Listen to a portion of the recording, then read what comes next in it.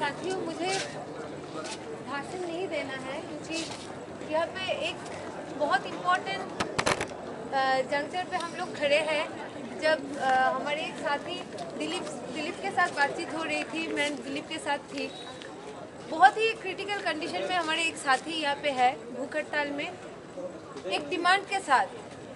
हमारा जो डिमांड इतने दिनों से हम उठा रहे हैं, उसको साथी दिलीप ने ये हौसला दिखाया कि वो यहाँ पे भूख हड़ताल मतलब at the cost of his health, जो एक बहुत ही क्रिटिकल कंडीशन में अभी है, वो अभी तक वो हौसला दिखाते हुए इस आंदोलन को मजबूत करने की कोशिश कर रहा है। मैं JNU-SU की तरफ से उसको जय भीम, लाल सलाम करना चाहती हूँ। साथियों, कई बात यहाँ पे आया है, या मैं सुन रही थी कि बहुत लोग बहुत कुछ बोल रहे थे। आज असल में हम लोगों को ज़रूरत है कि हम इस तरह की एक आंदोलन खड़ा करें, जिस आंदोलन के तहत जो सर्कुलर जो रेगुलेशन आया है इस कैंपस में, उस रेगुलेशन को हम लोग वापस करवा सकें। लेकिन वो आंदोलन खड़ा होगा कैसे?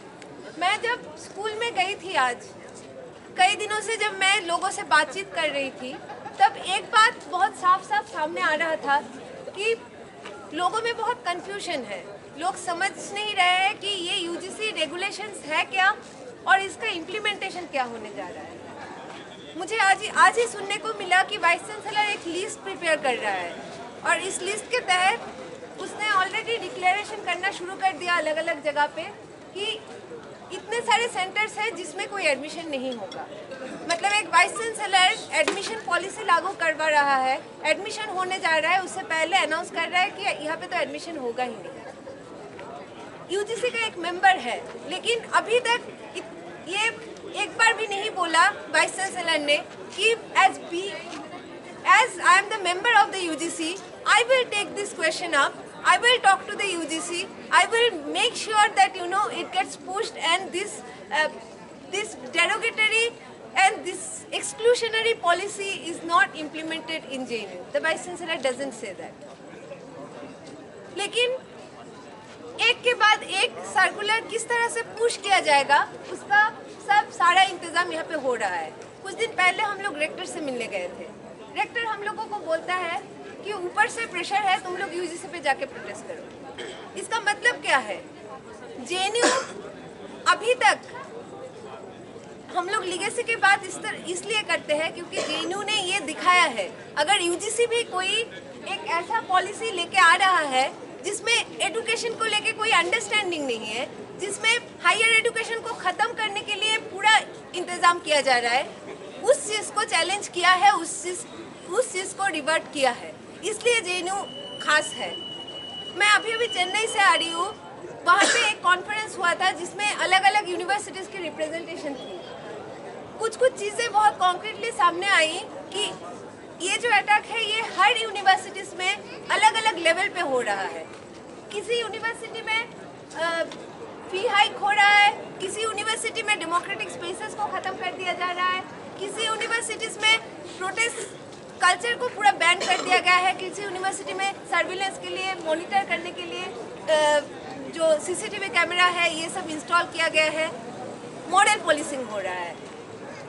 लेकिन और एक चीज़ जो हो रहा है खास तौर पे, जो बहुत ही कम यूनिवर्सिटीज़ में इलेक्शंस होती है, बहुत ही कम यूनिवर्सिटीज़ में स्टूडेंट बॉडी, टीचर्स बॉडी ऐसे बॉडीज़ है, लेकिन उन सारे यूनिवर्सिटीज़ में किस तरह से ये पूरा जो इलेक्टेड बॉडीज़ है, इलेक्टेड इंस्टीट्यूशंस है, उन इंस्टीट्यूशंस को ख़त्म किया जाएगा, उसका प्रक्रिया चल रहा है।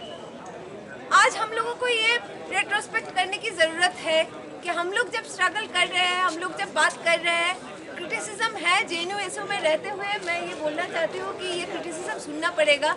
मैं उस क्रिटिसिज्म को सुनने के लिए तैयार हूँ और मैं एक खास ऑर्गेनाइजेशन से आती हूँ, एक ऑर्गेनाइजेशन पे बिलोंग करती हूँ और इस ऑर्गेनाइजेशन पे आगे भी बिलोंग करूँगी। लेकिन अब जब मैं JNU-SU की रिप्रेजेंटेटिव हूँ, जिस तरह से उस ऑर्गेनाइजेशन का रिस्पॉन्सिबिलिटी मेरे ऊपर है, उससे कई ज़्यादा रिस्पॉन्सिबिलिटी मेरे ऊपर है क्योंकि मैं एक लार्जेस्ट स्टूडेंट बॉडी को रिप्रेजेंट करती हूँ और इस बात को मैं असर्ट करना चाहती हूँ। इसीलिए आप लोगों को याद होगा जब सस्पेंशन के बाद यहाँ पे हमारे कुछ साथी साथियों ने प्रोटेस्ट रखा था, उस प्रोटेस्ट में आके पहले दिन से मैं नहीं, सिर्फ JNU-SU के तरफ से हम लोग कोशिश कर रहे थे कि एक डिलिबरेशन पे जाया जाए, चीज़ों को समझा जाए और किस तरह से स्ट्रगल में यूनिटी बिल्डअप होगी उसके ऊपर हम लोग बातचीत करें। इसीलिए पहले दिन से ये कोशिश रहा है कि हम लोग एक यूनाइटेड मूवमेंट की तरफ जाए, क्योंकि मुझे याद है लास्ट ईयर जब एक संघी आया था हमारी यूनियन में, उस समय हम सारे लोगों ने मिलकर किस तरह से यूनिटी दिखाई थी। उस समय हम लोगों ने क्या क्या फेस किया था ये दोबारा बोलने की ज़रूरत नहीं। हम लोग चीख के ये बोलते थे कि जब जब RSS आएगा, जब जब BJP आएगी, जब जब हमारे वाइस चांसलर की हमले होंगे, हम सब लोग एक साथ खड़े रहेंगे। और ये आज भी बोलने की ज़रूरत है कि हम लोग एक साथ खड़े रहेंगे। मुझे ये उम्मीद है, भरोसा है कि हम लोग आज भी एक साथ खड़े हैं। लेकिन जब स्ट्रगल चल रहा है, उसको क्या दिशा दिया जाएगा, उस पर किस तरह से और भी पार्टिसिपेशन बढ़ाना पड़ेगा, उसका और भी हम लोगों को ध्यान देना चाहिए। आज मैं कन्फ्यूजन स्टूडेंट कम्युनिटी के अंदर है इसलिए बोल रही हूँ क्योंकि कुछ गलत फहमियाँ, कुछ मिस इन्फॉर्मेशंस जिस तरह से भी हो स्टूडेंट के बीच में गया है, इसलिए स्टूडेंट कंफ्यूज्ड हो रहे हैं कि क्यों ऐसा हो रहा है कि हम लोगों को पता ही नहीं चल रहा है कि JNU-SU क्या कर रहा है, JNU-SU क्या कर रहा है, क्या नहीं कर रहा है। उसका हिसाब किताब लेने के लिए एक वक्त आएगा और सारे स्टूडेंट कम्युनिटी उसका हिसाब लेंगे। हिस्टोरिकली इस कैंपस में लिया भी गया है। जो यूनियन कुछ काम नहीं कर पाया, उस यूनियन को अगले साल में या फिर कोई ऑर्गेनाइजेशन उस तरह से काम नहीं कर पाया, उस ऑर्गेनाइजेशन को नेक्स्ट ईयर इलेक्ट नहीं किया। इसका इतिहास है इस कैंपस में, तो इसलिए हम लोगों को परेशान होने की ज़रूरत नहीं। लेकिन आज की जो what is the need of the hour that we need to realise today, student are literally confused about many things. How to solve those confusion is something that we need to think and that can only strengthen our movement. Student participation के बिना हम लोग कोई भी student issues clean तो नहीं कर पाएंगे। इस कैंपस में अगर कैंपस के लीगेसी के बारे में बताया जाता है, कैंपस के स्ट्रगल्स के बारे में बताया जाता है, उन सारे स्ट्रगल्स हम लोग इसलिए जीते थे क्योंकि स्टूडेंट्स का पार्टिसिपेशन रहा है, स्टूडेंट का एक सहयोग रहा है, और इसको आज भी हम लोगों को असर्ट करने की ज़रूरत होगी। आज कितने सारे कमिटीज़ है जिसमें JNU-SU के रिप्रेजेंटेशन है, जो हम लोगों ने ही लड़के जीता था इतने सालों के स्ट्रगल के बावजूद। लेकिन उन सारे कमिटीज़ में जब मीटिंग्स बुलाई जाती है, JNU-SU के रिप्रेजेंटेटिव्स को इन्फॉर्म नहीं किया जाता। हम लोगों को पता ही नहीं चलता कौन सी मीटिंग कब किस वक्त हो रहा है। जब मीटिंग शुरू हो जाता है तब हम लोगों का एडमिनिस्ट्रेशन से कॉल आता है कि आप लोग आ जाइए। जैसे JNU-SU हमेशा एडमिनिस्ट्रेशन के नाक के नीचे यहाँ खड़ा रहेगा, कब मीटिंग होगा JNU-SU अंदर चले जाएगा। इस तरह की एक स्थिति इस कैंपस में है। और ये वाइस चांसलर हमेशा वीडियो रिकॉर्डिंग करता है। मैं आप लोगों के सामने ये रखना चाहती हूँ कि उन सारी चीज़ों को पब्लिक किया जाए, आप सब लोग देखें कि JNU-SU क्या कर रहा है। अगर आप लोगों को लगता है कि JNU-SU नहीं कर रहा है, आप लोगों के सवाल ठीक से आप लोगों के रिप्रेजेंटेटिव अंदर नहीं उठा पा रहे हैं, तो आप बिल्कुल सवाल कर सकते हैं, आप क्रिटिसाइज कर सकते हैं, आप आके बोल सकते हैं मुंह के सामने कि आप लोग नहीं कर रहे हैं जिसके लिए आप लोगों को चुना गया। लेकिन इसको जानने की ज़रूरत है, कहाँ पे साइन हुआ आप लोगों के इंफॉर्मेशन के लिए बता देती हूँ। एकेडमिक काउंसिल और तमाम सारे कमिटीज़ में जब हम लोग डिसेंट रखते हैं, उसको नोट नहीं किया जाता।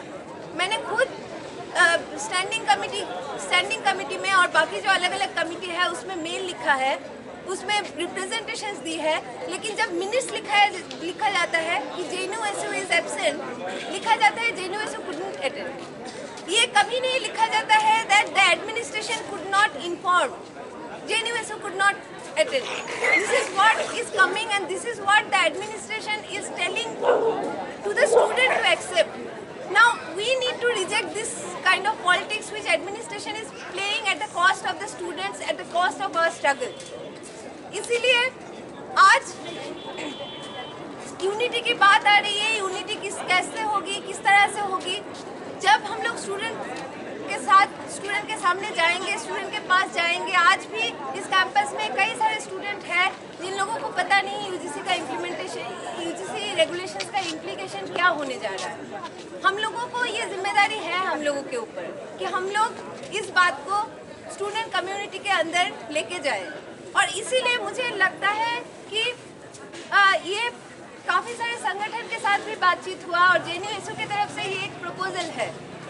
लग सकता है आप लोगों को ये बहुत मैकेनिकल तरीके से जा रहा है, लेकिन हर एक स्कूल के अंदर जो जितने सारे सेंटर्स हैं, उन सेंटर्स के अंदर हम लोगों को एक जीबीएम करके रिजोल्यूशंस हर सेंटर से पास करा के लेके जाना पड़ेगा। स्टूडेंट जो टीचर्स है हर एक सेंटर में, चेयरपर्सन है, वो ये प्रेशर महसूस करे कि स्टूडेंट बोल रहा है कि इस तरह के रेगुलेशंस हम नहीं मानेंगे। हम लोग एक डेटा देख रहे थे कि number of registered student in MPhil and PhD and the number of faculties according to the UGC's criteria can actually supervise the student, and this student teacher ratio is just pathetic. If this UGC gadget is implemented in this campus for many years to come, there will be a massive drastic fall of student teacher ratio in this campus. It needs to be addressed thoroughly, properly in every platform, in every spaces that JNU has. उसके लिए हम लोगों को hostel में, campus level में, school level में, centres के अंदर इस बात को एस्टेब्लिश करनी पड़ेगी। The master students who are outgoing students, many of them will not come back to JNU, who aspire to come to the higher education. Many of the students who are actually wanting to come to JNU will not be able to come to JNU. आज इस बात को लेके जाना पड़ेगा student community के अंदर कि आप लोगों का admission, the 100% viva which the UGC gazette is saying, even if 100% viva comes, even if some students qualify that criteria, then also there is no guarantee that these students will get admission in any university, and this is something really serious. इसके लिए हम लोगों को लगता है कि JNU की तरफ से ये प्रपोजल है, आप सब लोग इस प्रपोजल को थोड़ा ध्यान में रखें और इस प्रपोजल के ऊपर अगर कोई सजेशन भी है आप लोग दीजिए कि हर एक सेंटर में, यहाँ पे मैं काफ़ी सारे सीनियर स्टूडेंट्स को देख रही हूँ, काफ़ी सारे ऑर्गेनाइजेशंस हैं। Let us take the responsibility that we will ensure that the pressure, when they say that the pressure comes from above, we need to ensure that the pressure comes from the below is much more than the pressure comes from the above.